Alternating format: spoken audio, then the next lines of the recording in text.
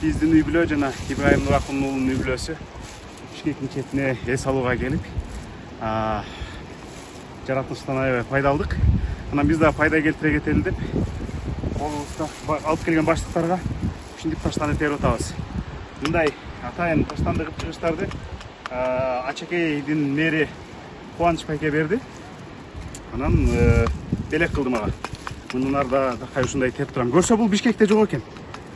Анан Кытайдан алдырып атышат дагы аябай көптү. Буюрса, мындай бул өтө деле чоң эмгек эмес, адамдар келип кетсе, бир адам 3-4 баштык терсе деле абдан сонун пайда болудай. Анан колдон келсе терели. Анан дагы бир колдон келген нерсе бар, таштанды таштабай эле коелучу туугандар.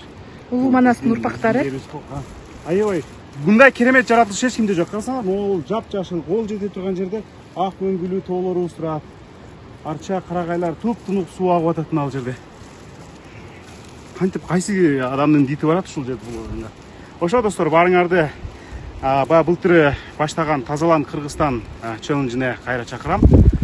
Чыгып, жолдун жээктерин, ошондой тала түздү тазалай кетсеңиздер.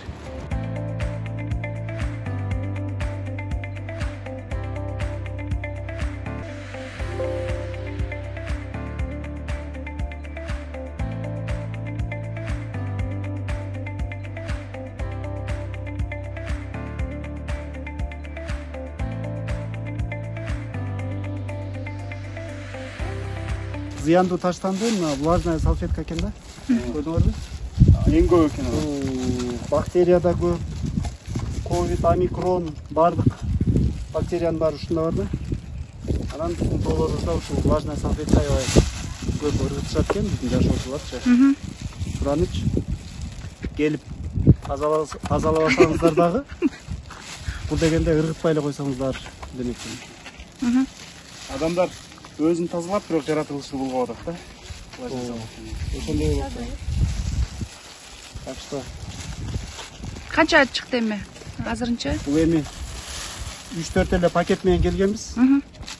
Азырынча 2 пакет чыкты, анан дагы 1-2. Бул биздин ушул тоону көрүп келгенибиздин акысы деп ойлойбуз да. Дагы толтура калды, анан эмтиде келгенде дагы кытабыз.